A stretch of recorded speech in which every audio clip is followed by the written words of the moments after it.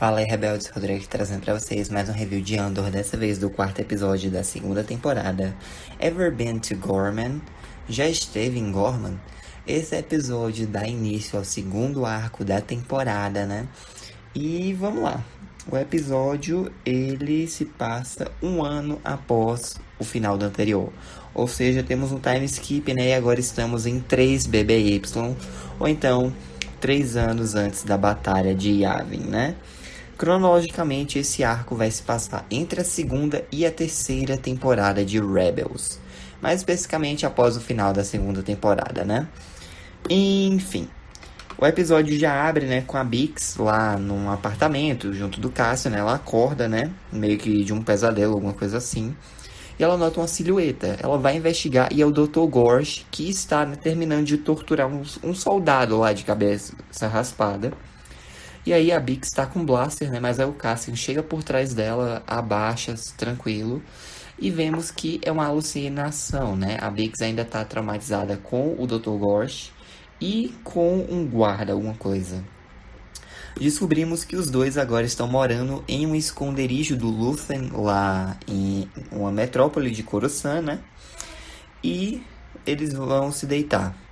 Ela primeiro fala, né, de algumas compras, algumas coisas que eles têm que pegar pro apartamento. E na manhã seguinte eles vão até a mercearia, né? O Cassian vai todo disfarçado, com capuz, essas coisas, e a Bix vai tranquila. Eles vão, fazem compras, né? Voltam para casa. A Bix está consertando uma máquina, o Cassian está cozinhando umas coisas numa grelha. E aí ela questiona o que é que vão dizer pro Luthen sobre a última missão deles, né? Basicamente o que aconteceu é que um soldado imperial morreu. A Bix está meio que com esse peso na consciência, mas o Cassian diz, olha, quando você colocou, né, esse uniforme e tal, você tinha que estar pronta para essas coisas. Nós estamos numa guerra, é matar ou morrer. E aí, ok. Eles estão jantando e tal. A Bix sugere que no dia seguinte que eles saiam, né, vão num parque e tal, grande. Porém, o Cassian está preocupado com as câmeras. A Bix o chama de paranoico, ele diz que está tentando proteger a ambos, só que a Bix sabe que ele só está tentando protegê-la, né? E ela afirma que é mais forte do que ele pensa. Ele questiona, então, por que ela não está conseguindo dormir. Ela, não sou que nem sua mãe, não sou que nem sua irmã e tal. E Cassian, eu sei que você não matou aquele soldado só porque ele era um imperial. Você o matou porque ele viu o meu rosto. Ele, tá, mas qual é a diferença nisso? A Bix responde que não sabe, mas ela ama o Cassian e ela está decidida a vencer, né? Ok, pelo que nós podemos entender, nesse ano que se passou desde Mineral, né? O Cassian e a Bix foram para Coruscant, para esse esconderijo do Luthen, estão morando lá. E aí teve alguma missão que os dois foram, só que um soldado acabou vendo o rosto da Bix e para não comprometer a identidade dela, o Cassian matou o soldado. Foi basicamente isso que eu entendi. Mas ok, vamos parar um pouquinho o lance do Cassian e da Bix e vamos ver o que é que o Cyril tá fazendo. Ele está alocado na cidade de Palmo, a capital de Gorman, né? E basicamente ele tá se arrumando pro trabalho, ele percebe que tem um vizinho mexendo no telhado, né? Um operário vigiando. Só quando ele vira, né, o operário disfarça. Então o Cyril vai sair para trabalhar, ele põe um fio lá na porta, né, e tal, para caso alguém invada ele saiba. E ele tá trabalhando no escritório de medidas de Palmo. Ele tá conversando com a mãe e tal por comunicador, ele meio que tá gerenciando. Aí de Carne fica criticando novamente o trabalho do filho, pergunta por que ele realmente quis ir pra lá, porque ele tava com uma vida boa em Coruscant, tinha um emprego bacana, tinha uma mulher com quem ele pudesse construir um futuro bacana, a Dedra, né? Mas não, ele preferiu ir para ali. E o próprio tio Harlow acha, né, que isso é uma demoção e não uma promoção. Mas o Cyril garante que tá tudo bem e tal. A própria Id, ela tá caindo naquela propaganda do Império que tava fazendo, de que os Gormans não estão colaborando, que eles meio que vão causar uma revolta e tal. Só que o Cyril acha que eles são mó de boa, não apresentam nenhum risco ao Império. E essa conversa inteira está sendo monitorada por esse grupinho aqui. Esse senhor da frente, ele se chama Carl Rylands. Essa mulher se chama Enza Rylands, ela é filha dele. E esse carinha aqui do lado é o Sam. E beleza. Os três estão monitorando a conversa, né?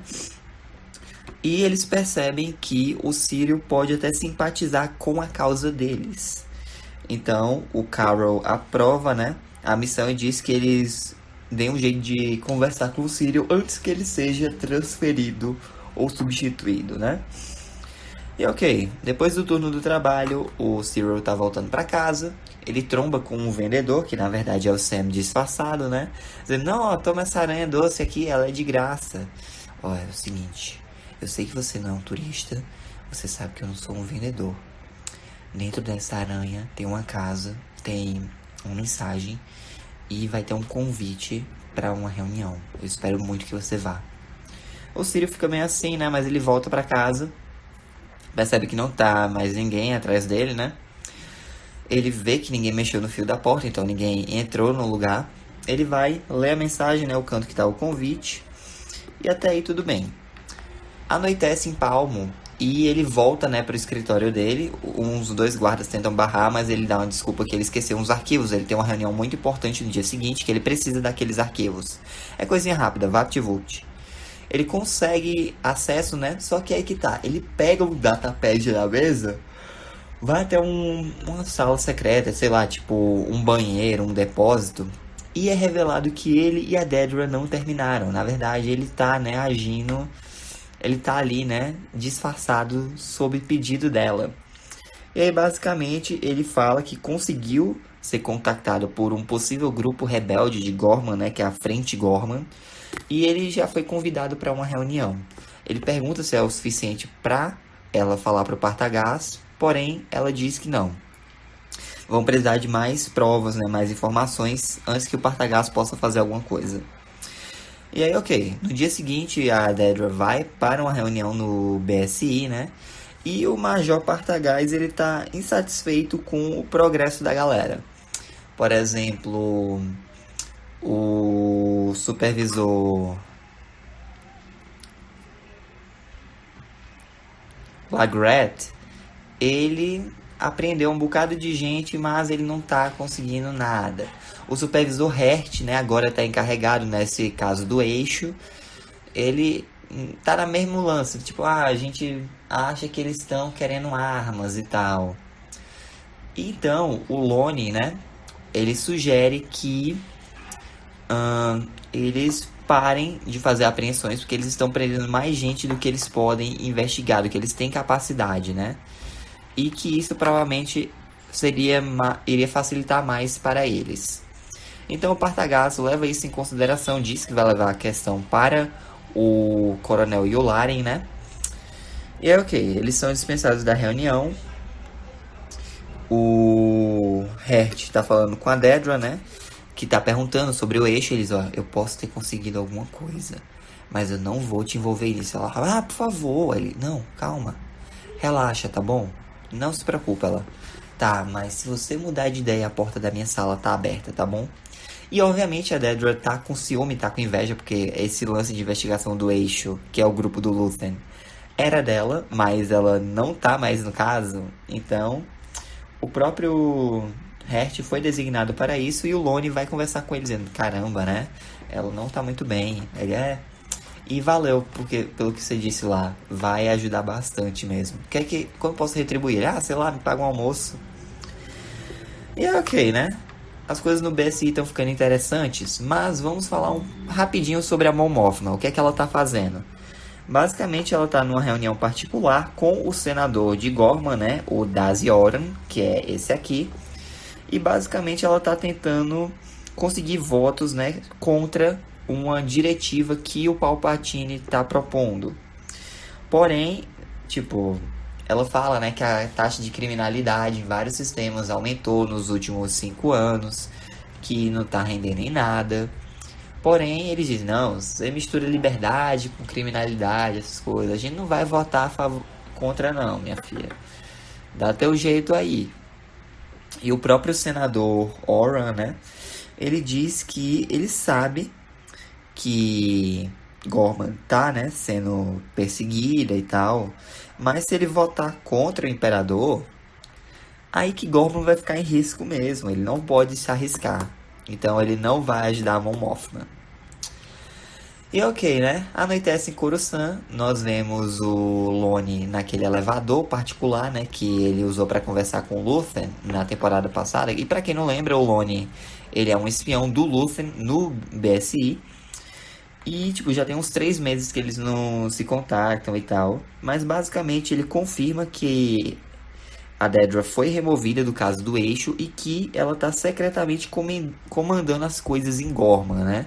O Luthen fica intrigado com isso, ele quer uma ação imediata, porém o Lone, né, ele não sabe mais do que isso. Então, ele só diz, ó, você conhece o código sinal, então vê se consegue mais informações para mim, beleza? O Lone só fica meio assim, né, mas concorda. E aí, de volta em Palmo, lá em Gorman, né, nós vemos que a reunião que o Cyril visita é lá na prefeitura mesmo. Vemos, né, um monte de cidadãos insatisfeitos com as novas normas imperiais. E aí o Cyril, né, ele é abordado pelo Sam, em seguida pela Enza, né, que decide apresentá-lo ao pai dela, o Carol. E o Carol, ele é um empresário de Gorman, funcionário respeitado em Palmo e secretamente o líder, né, da frente Gorman. Quem também está presenciando a reunião é a própria Enza, que é a filha do Carro, ela também faz parte da frente Gorman, Dylan, que é o namorado dela, e o Sam, que também faz parte, né, da frente Gorman. E aí, basicamente, eles querem trazer o Cyril pro lado deles. Porque eles acreditam que ele seja um aliado deles e não do Império, que ele seja um agente duplo, né? Bom, ele é um agente duplo só que pra Dedra, e não pra causa Gorman, né? Mas, basicamente, o que acontece é que Gorman só quer paz. E eles pedem para que o Cyril destaque isso, né? Nos relatórios que ele mandar para o Império e tal. E o próprio Carol fala de um massacre que o governador Tarkin fez em 19 BBY. E acabou resultando, né, na morte de 500 civis. E o Império está construindo, sei lá, alguma coisa do lado do memorial. Isso, obviamente, é um insulto. E aí o Cyril só fala, não, relaxa, eu vejo o que é que eu faço aqui, né? Ele dá um migué no povo. Em Coruscant, o Cassian acorda no meio da noite, vê que a Bix está acordada. Ele pergunta se isso envolve novamente o Dr. Ghost, só que ela fala que não. E ela aponta pela janela e, tipo, de uma torre bem longe tem uma luz piscando. Isso é um sinal. No dia seguinte, o Cassian vai até lá e descobre que é o Luthen, né? Passando a próxima missão para ele, que é ir até Gorman para avaliar o carro Rylance, né? Que é o líder da frente Gorman. Ele, não, peraí, como? Ele, não, relaxa, não precisa de armas nem nada. Só quero que você vá, faça algumas perguntas e tal. Ele, tá bom, mas e a Bix? Ele, não, a Bix não é adequada para essa missão, você vai sozinho. O Cassian não aceita, né, a missão, ele não dá uma resposta, mas o Luthen fala que é urgente que ele entre em contato com a Cleia para discutir os detalhes. Ok, e aí o que é que acontece em paralelo a isso? Vamos para Dekar, que para quem não lembra é o planeta que futuramente na trilogia sequel vai virar a base temporária da Resistência, né? Que aparece inclusive no filme 7. E seria o ponto de encontro da galera lá da Colossus, né, com a Resistência, mas não deu certo, porque a Primeira Ordem estava indo atrás e tal, enfim. Vocês já sabem o que acontece, né? Mas basicamente o que acontece em Dekar? Vemos o Sol Guerreira e seus partizões se encontrando com o Wilmon, que foi deixado lá, né, pelo Luthen, provavelmente, para terminar, né, de ajeitar uma máquina e explicar o funcionamento. O Sol percebe que é um equipamento bem útil para ele e pede para que o Wilmon fique ali para ensinar um soldado chamado Plut a usar a arma. O Wilmon não concorda com isso, porque o acordo era que ele fosse embora no dia seguinte, porém o Sol muda os termos, né, desse acordo feito com o Luthen, muito provavelmente, e manda o Wilmon ensinar o Plut e pronto. E ok. E em Coruscant, lá no esconderijo, o Cassian e a Bix se despedem, né? Ele parte para a missão. A Bix está lá, lavando prato e tal. Aí do nada ela tira um recipiente de batom. Só que dentro desse recipiente tem um frasco. Ela espreme, né, o que tem dentro do frasco e abaixa o olhar. E assim se encerra o episódio. Interessante, gente. Eu espero que esse arco de Gorman seja bacana. O episódio foi dirigido novamente pelo Ariel Kleiman, né? Se não me engano, ele dirigiu esses 6 primeiros episódios da temporada, a primeira metade inteira, literalmente. Mas quem roteirizou o episódio não foi o showrunner Tony Gilroy, mas sim Bo Wilson, que, pra quem não sabe, foi o roteirista do arco de Narquina 5, meu arco preferido da série, o melhor disparado da primeira temporada, né? Mas é isso, a review fica por aqui, espero que tenham gostado, deixem um like, se inscrevam no canal, te sigam para não perder nenhum de novo. Fica com Deus coração, Jesus te ama, um forte abraço, até a próxima aí, que a força esteja com vocês. Falou! Oh, I'm gonna do this on my own. No point in blaming you, you did not know.